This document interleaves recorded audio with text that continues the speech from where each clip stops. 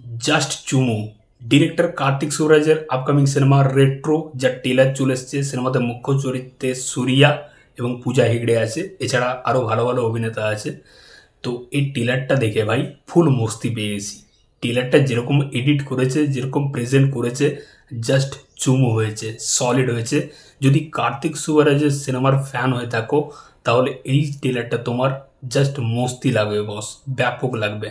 তো সুরিয়ার জন্য খারাপ লাগে, মানুষটার মধ্যে এত ট্যালেন্ট আছে, এত ভালো একজন অভিনেতা, এত পোটেন্সিয়াল আছে, কিন্তু তার সিনেমা বক্স অফিসে সেরকম চলে না। এবং তার লাস্ট যে সিনেমাটা কাঙ্গুয়া, যেটা আল্ট্রা ডিজাস্টার, সিনেমাটাও খারাপ ছিল, যাচ্ছাদাই সিনেমা ছিল। তো সিনেমার প্রডিউসার একদম সমুদ্রের জলে ডুবে গেছিল। তবে এই সিনেমা দিয়ে কিন্তু সুরিয়া একটা কামব্যাক করবে, এটুকু 100% এই টেলার দেখে বুঝতে পারছি। তো টেলারটা দেখলে কিন্তু আগাগোড়া কিছু বুঝতে পারবে না, মাথার উপর দিয়ে যাবে, কিন্তু একটা গল্প বুঝতে পারছি যে এইরকম একটা গল্প হতে চলেছে।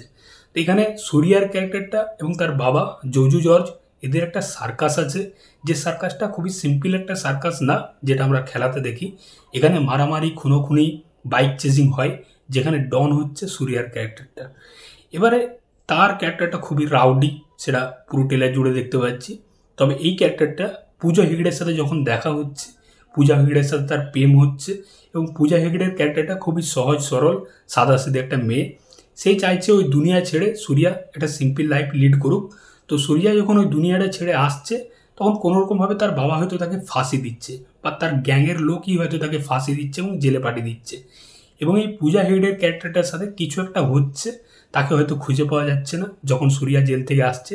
তারপর সে আবার সেই পুরনো ভিন্টেজ আবতারে ফিরছে, সেই ভায়োলেন্স, সেই রাউটি আবতারে।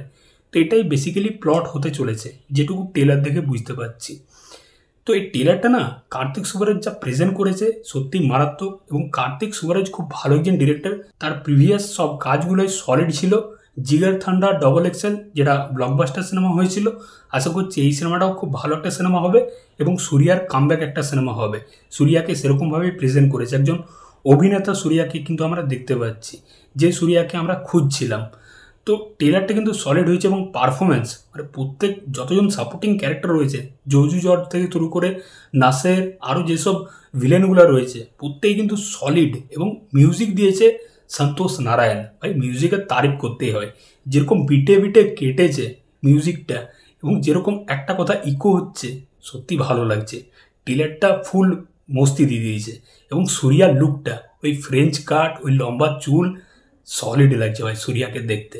এবং পূজা হেগড়েকেও খুব ভালো লাগছে, খুব মিষ্টি লাগছে তাকে দেখতে। এরকমভাবে পূজা হেগড়েকে কেউ কোনোদিন প্রেজেন্ট করেনি, এটুকু 100% বলতে পারি। তো এই সিনেমাটা কিন্তু একটা দারুণ সিনেমা হতে চলেছে, এটুকু বুঝতে পারছি ট্রেলার দেখে। 1 মে রিলিজ করছে রেট্রো। তোমাদের ট্রেলারটা কেমন কি লেগেছে অবশ্যই জানিও কমেন্ট বক্সে। নেক্সট আপডেটটা হচ্ছে ঋত্বিক রোশনকে কেন্দ্র করে। তো ঋত্বিক রোশন কিছুদিন আগে একটা আপডেট উঠে আসছিল, ঋত্বিক রোশন সাউথের ডিরেক্টর ববি কোলির সাথে কোলাবোরেশন করতে যাচ্ছে। এটা শুনে ভালো লাগছিল, কারণ ববি কোলি ভালো একজন ডিরেক্টর, মাস কমার্শিয়াল সিনেমা ভালো বানাতে পারে।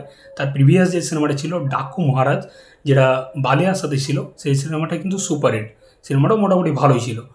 তো ঋত্বিক রোশন এবং ববি কোলির কোলাবোরেশনটার জন্য এক্সাইটেড ছিলাম। সিনেমাটা প্রডিউস করতে যাচ্ছিল মাইত্রী মুভি মেকার্স।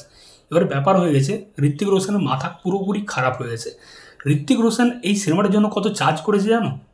350 কোটি টাকা। 350 কোটি টাকা এই সিনেমাটার জন্য চার্জ করেছিল। ভাবা যায় ভাই, ঋত্বিক রোশনের এখন এইরকম পর্যায়ে ওরকম স্টারডাম নেই। এখন আল্লু অর্জুনও ওরকম টাকা ফিজ নেয় না, শাহরুখ খানও নেয় না। ঋত্বিক রোশন কী ভেবে নিয়েছে আমি তো বুঝতেই পারলাম না। আর ঋত্বিক রোশন ক্রিস 4 ডিরেক্ট করতে যাচ্ছে, তার জন্য পয়সাপাতি নাই, কোনো প্রডিউসার সেরকমভাবে ইনভেস্ট করছিল না, প্রডিউসার পাচ্ছিল না। তো ঋত্বিক রোশন দেখছে সাউথের থেকে টাকাটা নিয়ে আমার সিনেমাতে ইনভেস্ট করবো। এটা মানা যায়? এটা কোনো কথা হলো? 350 কোটি টাকা চার্জ একটা সিনেমাতে? মাথা খারাপ হয়ে গেছে ভাই, আর কিছু না। নেক্সট আপডেটটা হচ্ছে অঙ্কুশকে কেন্দ্র করে। অঙ্কুশ হাজারার সিনেমা এখন বক্স অফিসে সেরকমভাবে ওয়ার্ক করছে না, তবে অঙ্কুশ খুব ভালো একজন অভিনেতা, সেটা নিয়ে কোনো সন্দেহ নেই। তাকে যদি ঠিকঠাকভাবে প্রেজেন্ট করে তাহলে খুব ভালো একটা পারফরমেন্স দেবে, এবং সেরকমই হতে চলেছে। কিন্তু এই বছর অঙ্কুশের একটা দারুণ সিনেমা আসছে উইন্ডোজ প্রোডাকশন হাউসের সাথে, রক্তবীজ 2। ইয়েস, রক্তবীজ 2তে কিন্তু অঙ্কুশ থাকতে চলেছে ভিলেনের চরিত্রে।